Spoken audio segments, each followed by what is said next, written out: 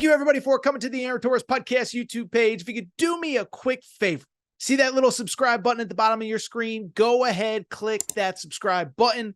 Really does help our channel grow, our audience grow, and I really do appreciate it more than you know. So click that subscribe button. Appreciate your support. Now, here's the video that you came here for. From the Kentucky perspective, because the bottom line is, boy, oh boy, oh boy. We really haven't talked a ton of Kentucky since that incredible opening press conference from Mark Pope. So there's a lot to peel back. There's a lot to discuss. But first off, much like our boy Calipari, Mark Pope has one player under his belt as we record right now. It is now 7:27 Eastern time on Wednesday. That one player, Colin Chandler. We talked about him in a portal update on Tuesday night. But Colin Chandler is the first official Kentucky Wildcat to sign up to play under Mark Pope, okay? So Colin Chandler, very interesting story, was a member of the class of 2022, has since gone on a 2-year Mormon mission, has not played college basketball. But when he was in the States, he was a top 30 or so prospect, committed to BYU, the highest ranked recruit to ever commit to Mark Pope. And as I said on Tuesday night, I actually saw him play at the Pangos All-American camp several years ago. Really good player. He's about 6'6", super athletic. I mean, he is a super athletic kid, switchable, can shoot, confident, attacks the rim. I really, really, really liked him. Now, the thing is, and I mentioned this on Tuesday, he is coming off a 2-year Mormon mission, okay? And I'm far from an expert on Mormon missions, believe it or not. I think I'm an expert on a lot of things. One thing I know that I'm not an expert on is what goes on during these trips. But I did mention, I remember talking to Sam Merrill, who now plays in the NBA for the Cleveland Cavaliers. He was a high school star, went to Utah State, took a Mormon mission, came back. And I remember talking to him when he came back, and he said, look, I know there's this perception of what goes on, what's this, what's that. He goes, listen, it is all about the church when you are overseas. And as I said on Tuesday night, this is not one of those deals where you go and do church stuff for an hour or two, then you're working out with a trainer at night. No, this is minimalist living. I think if Sam Merrill told me correctly, he's like, I think you get like an hour a week of leisure activity. And I remember him saying like, dude, I was just trying to find a place to do sprints or do any sort of cardio. Like every once in a while, I'd be somewhere where I had a basket and a hoop, but that wasn't really realistic. And so for Colin Chandler, he's basically been away from basketball for 2 years, if it's a similar experience to Sam Merrill. And because of it, I think it's going to take some time for him to adjust back to the college game, the speed of the game, all that good stuff. So for Kentucky fans, I think the bottom line is, listen, I don't think this is one of those deals where you can expect him to just come back and, he's going to be rocking and rolling and he's going to be the best version. He's going to be the star that he was back in 2022.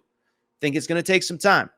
Don't think it's going to be easy. Think if he is a major contributor next year, it'll probably be in like the January, February, March timeframe, not the November 1st or November 5th or whenever the season opener is. But Mark Pope has his first player.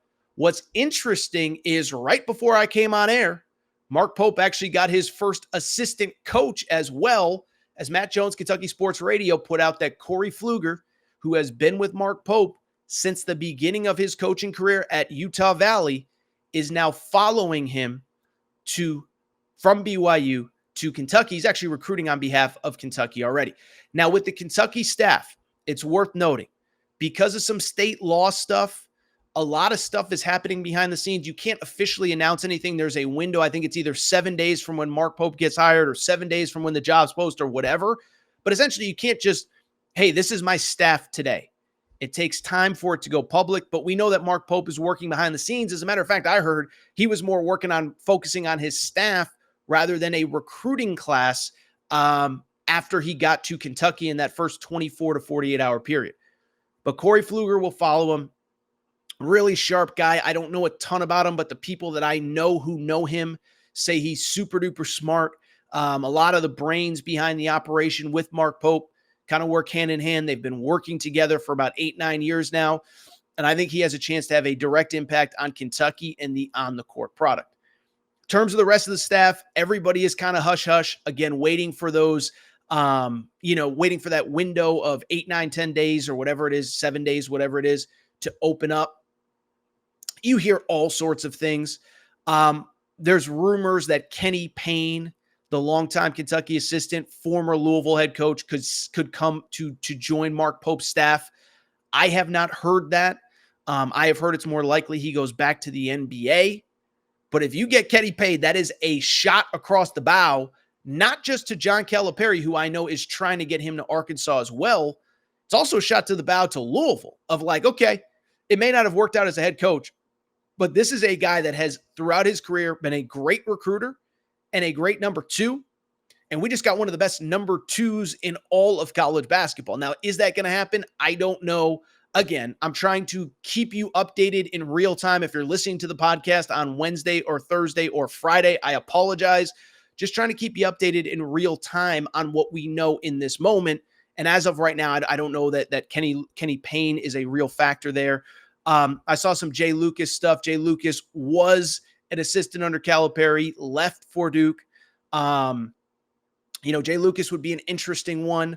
First off, I've seen some ties with Jay Lucas and Jeremy Roach. I don't know that I necessarily believe that solely because Jeremy Roach was at Duke before Jay Lucas was.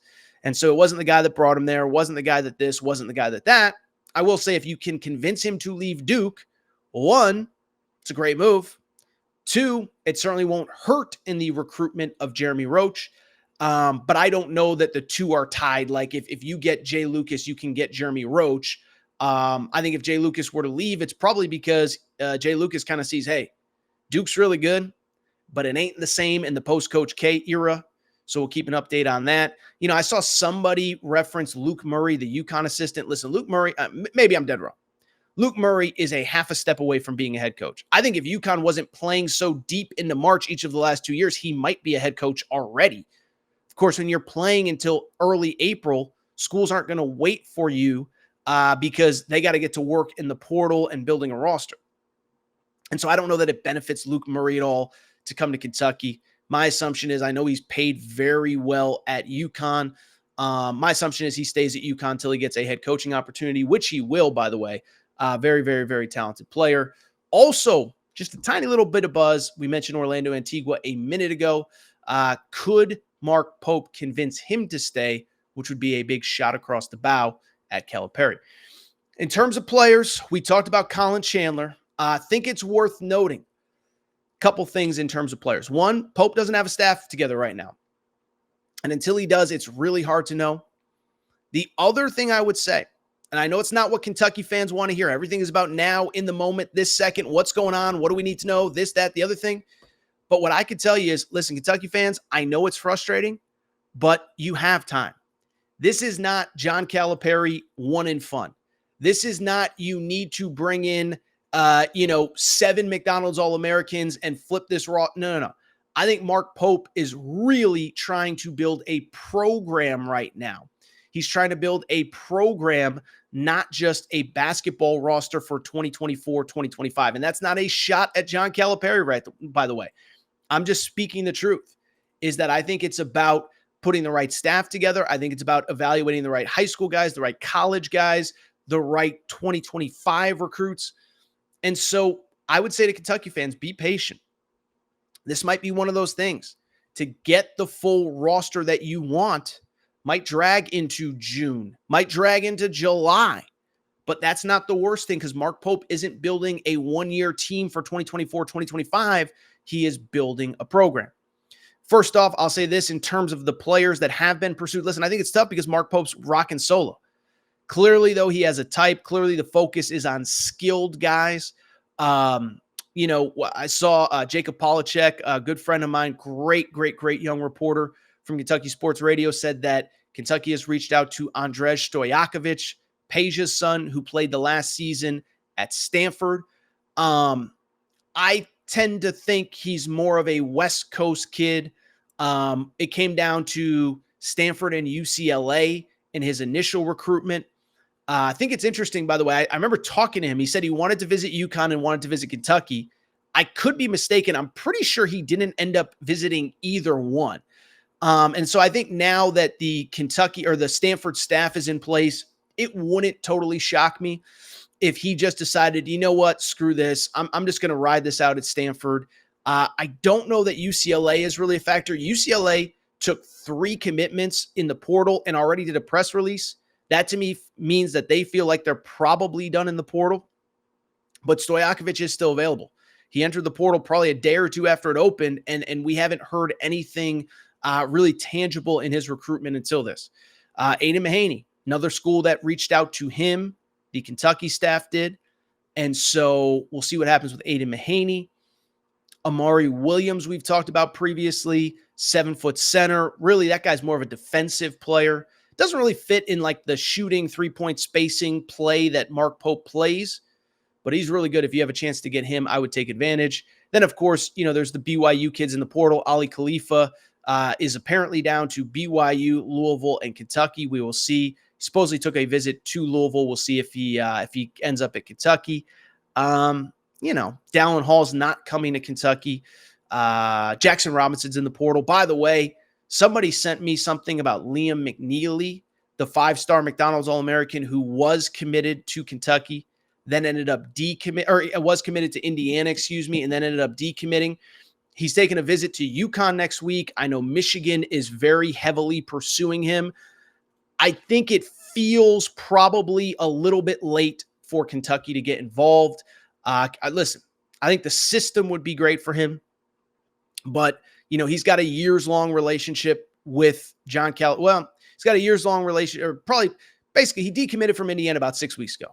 Calipari and his staff, when they were at Kentucky, reached out. So you obviously now have a relationship with Arkansas. You've had a relationship with UConn. Alabama is trying to get into the mix. I just don't see Kentucky being a factor there.